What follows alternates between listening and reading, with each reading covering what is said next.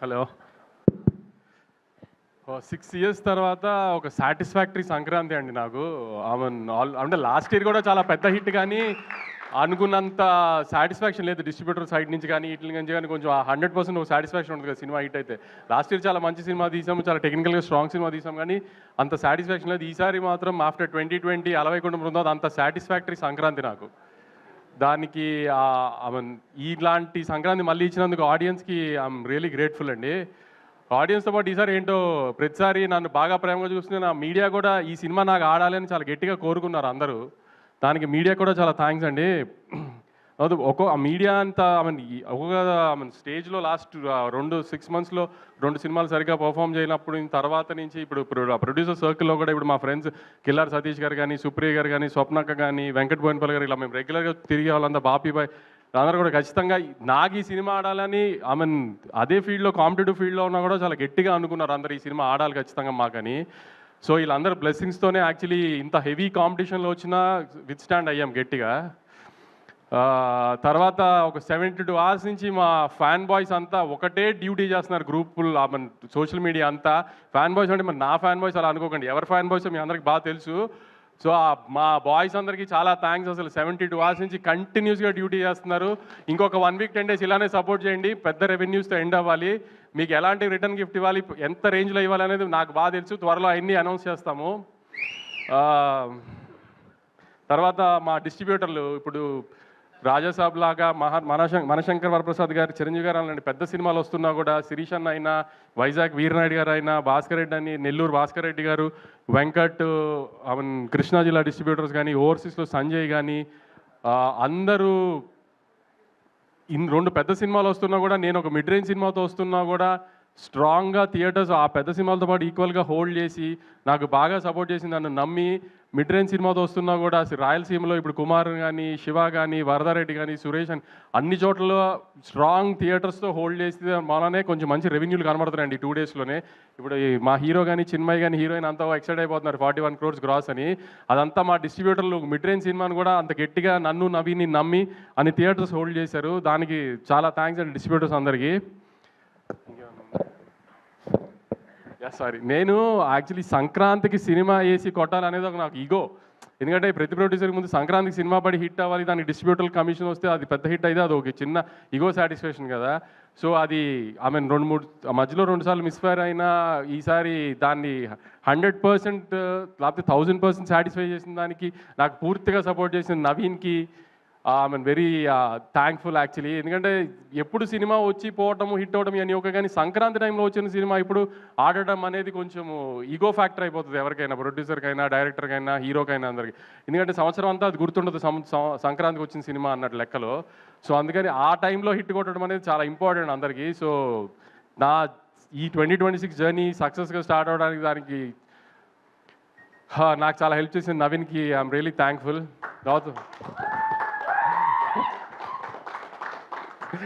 తర్వాత మా Meenakshi last year సంక్రాంతికి వస్తున్నాం రిలీజ్ అయింది.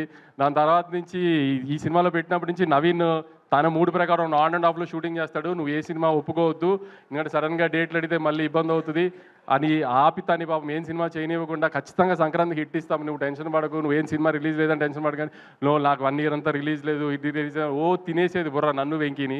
కానీ అలానే ముందు ఈ సినిమాని అదే 12:30 చెప్పాను, అమ్మ తల్లి నీకోసం సినిమా లేకపోతే మా బుర్ర తినేస్తావు, సంవత్సరం అంతా రిలీజ్ లేదు ఇది అది అని. Now you హ్యాపీనో.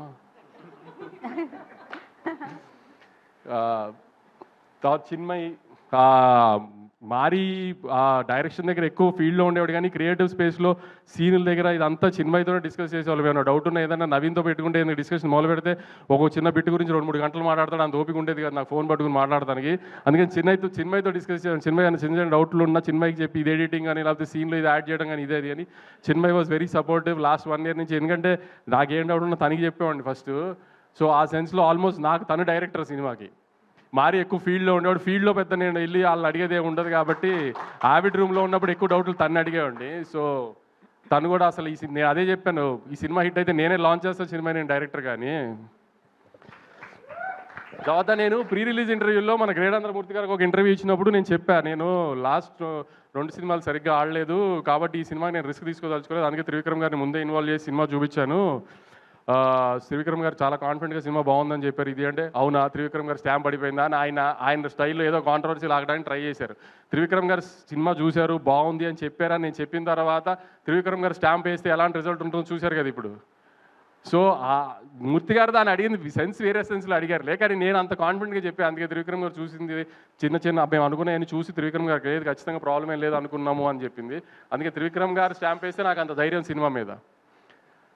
ఇదంతా జరిగిన తర్వాత కూడా యాక్చువల్లీ నేను ఆన్ ఫేస్ మాట్లాడేస్తాను కాన్ఫిడెంట్గా, ఇది ధైర్యంగా ఏదైనా ఓపెన్ ఎన్ని ఉన్నా కూడా 12th 13th మాత్రం చాలా భయపడ్డాను నేను. ఎందుకంటే ఎప్పుడు 2 బ్యాక్ టు బ్యాక్ ఫెయిల్యూర్స్ చూడలేదు వచ్చిన 10 yearsలో. సో 12th 13th మాత్రం నిజంగా నాకైతే అసలు మనిషిలా లేను. అసలు అంత స్ట్రెస్లో నన్ను అంత స్ట్రెస్లో చూసి మా బాబాయ్ భయపడిపోయారు. అసలు ఏంటి ఎందుకు ఇంత స్ట్రెస్ పడతాం, సినిమా హిట్ ఫ్లాప్ ఏమైంది, ఇది కాకపోతే ఇంకోటి దానికంత ఎందుకు అంత అని. కానీ అసలు దాంట్లో మాత్రం మా బాబాయ్ ఆ 2-3 రోజులు నాతోనే అసలు నేను ఇష్టం వచ్చినట్టు ధైర్యంగా మాడతాం ఇది అంటారు కదా, వెనకాల ఆయన ఉన్నారనే ధైర్యంగా మాడతాయి, ఏమన్నా అయినా ఆయన ఉన్నారో చూసుకుంటారు అని.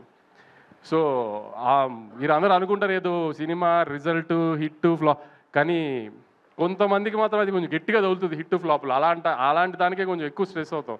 సో ఆ స్ట్రెస్ నుంచి ఇప్పుడు మొహంలో మీరు 13th రోజున ప్రెస్ మీట్కి ఇవాళ ప్రెస్ మీట్కి మొహంలో తేడా తెలుస్తుంది మీకే అబ్జర్వ్ చేస్తే. అంత స్ట్రెస్ పడటంలో ఈ సినిమాకి సంబంధించి. తర్వాత సుధీర్ అని నాకు ఈ ఫీల్డ్లో బాగా హెల్ప్ చేసి ఒక మనిషి ఉన్నాడు. ఏంటి అనేది అంత డీటెయిల్స్ చెప్పలేను కానీ లాస్ట్ 10 years నుంచి నా వెనకాల నుంచి ఉన్నాడు. నేను ఏం చేసినా ఎలా చేసినా నాకు బ్యాక్ ఎండ్ అలా నుంచి ఉన్నాడు, బాగా సపోర్ట్ చేశాడు. అవుట్ ఆఫ్ ది వే వెళ్ళిపోతుంది ప్రతిసారి నాకు. సో అతను కూడా నాకు సక్సెస్కి తను కూడా చాలా ఇంపార్టెంట్, నాకు సక్సెస్ రావడం తనకి కూడా చాలా ఇంపార్టెంట్. అలా అన్ని రకాలుగా తను కూడా నాకు వెనకాల నుంచి ఈ సినిమాకి అంత సపోర్ట్ చేశాడు మొన్న 13th. Thank you Sudheer, thank you very much. తర్వాత మా రామ్ గారు నా పార్ట్నరు, మా ఇన్వెస్టరు, ఆయన కూడా హిట్లో వచ్చినప్పుడు కాదు వంశీ, ఫ్లాప్లో వచ్చినప్పుడే అదేం ప్రాబ్లం ఉండదులే, నేను వెనకాలే ఉన్నానని ధైర్యంగా ఉండి నాకు అందరికి సపోర్ట్ చేశారు. వీళ్ళంతా మా రామ్ గారికి చాలా థ్యాంక్స్. ఇంకేమన్నా మిస్ అయ్యి ఉంటే ఐఎమ్ రియలీ సారీ. మిక్కీ ఎప్పుడు ఏది ఓపెన్గా మాట్లాడడం నాతో, ఇది బాగుంది అది బాగాలేదు ఎప్పుడేం డిస్కస్ చేయడు. కానీ 10th 9th final mix check చేసేసిన తర్వాత నాకు వాయిస్ నోట్ పెట్టాడు. ఇప్పుడే 7th reel అంతా చెక్ చేసేసాను sir, I think we have a big winner on hand అని. ఫస్ట్ టైం మిక్కీ దగ్గర నుంచి అలాంటి ఒక వాయిస్ నోట్ కానీ అలాంటి ఒక జడ్జ్మెంట్ వినా నేను. తన పాట కూడా తను బాగుంది కదా, మీకు ఏం ప్రాబ్లం లేదు రిలీజ్ చేసేసి కదా అంటే యా సార్ అంటాడు. కానీ super sweet song, block buster song వేసేయండి బయటికి అలా మాట్లాడు. అలాంటిది మిక్కీ చెప్పాడు ఫస్ట్ టైం నాకు. దాని తర్వాత నాకు చమక్ చంద్ర ఈ సీన్లు మాత్రం కొన్ని ఇట్లా పాలిటిక్స్ దగ్గర వాకింగ్ సీన్ కానీ ఇది కానీ I really love them a lot. Yuvraj మీకు ముందే చెప్పాను, నా గుడ్ లక్ చామ్ యువరాజ్తో నాకు 2 కమర్షియల్ బ్లాక్ బస్టర్స్, ఇది రెండోది. ఇంకా తర్వాత మా టీమ్ మురళి కానీ నాని కానీ విఎంఆర్ కానీ నన్ను హింస పెట్టడానికి, నాకు సక్సెస్ వచ్చిన ఎంజాయ్ చేయడానికి అన్నిటికీ 12th 13th నేను పడిన హింసల్లో నన్ను ఇంకా హింస పెట్టడానికి మ్యాక్సిమం ట్రై చేశారు వాళ్ళందరికీ కూడా చాలా థ్యాంక్స్. ఇంకా సందీప్కి, వేణుగోపాల్కి, వంశీకాకాకి వీళ్ళందరూ బ్యాక్ ఎండ్ నుండి 5 సినిమాలు వస్తున్నప్పుడు సినిమాని జనాల్లోకి తీసుకెళ్ళి ప్రమోట్ చేయడం కూడా చాలా కష్టం. అలాంటి టైంలో కూడా వీళ్ళందరూ కొంచెం డే అండ్ నైట్ ఉండి సినిమాని జనాల్లోకి మ్యాక్సిమం తీసుకెళ్ళడానికి ట్రై చేసాం. ఎందుకంటే ఆల్రెడీ ఒక పెద్ద సినిమా మార్కెట్లో హెవీగా వెళ్ళిపోయిన తర్వాత వచ్చి ఒక మిడ్ రేంజ్ సినిమాని కూడా జనాల్లోకి తీసుకెళ్ళి జనాలకి ఆ సినిమా వచ్చింది అది బాగుంది అని తెలిసేటట్టు చేసి దానికి టికెట్లు కొనాలి అంటే ఆ సినిమా టాక్తో పాటు దాన్ని జనాల్లోకి తీసుకెళ్ళడం ఎంత ఇంపార్టెంటో దానికి మా ముగ్గురు డిజిటల్ మీడియా కానీ, సందీప్ కానీ, పిఆర్ వేణుగోపాల్ గారు కానీ, వంశీకాక కానీ చాలా ఎఫర్ట్ పెట్టారు. చాలా థ్యాంక్స్ అండి అందరికీ. ఫైనల్గా ఆడియన్స్కి నాకు ఆఫ్టర్ 6 years ఒక proper Sankranti commercial block buster ఇచ్చిన చాలా థ్యాంక్స్ అండి. ఈ సపోర్ట్ అంతా ఇలానే ఉంచి నెక్స్ట్ 2 weeks కూడా సినిమా చూసి మంచి లాంగ్ రన్ ఇచ్చి ఇంకా పెద్ద హిట్ చేయాలని కోరుకుంటున్నాను. థ్యాంక్స్ అండి. Thank you so much Vamsi గారు. మీరు ఎప్పుడు ఇలానే మాట్లాడాలని కోరుకుంటూ ఉన్నాను అనమాట. సో ఇంతే ఆనందంగా ఉండాలని మనస్ఫూర్తిగా కోరుకున్నాం. అండ్ సో ఆల్రెడీ నేను ఒక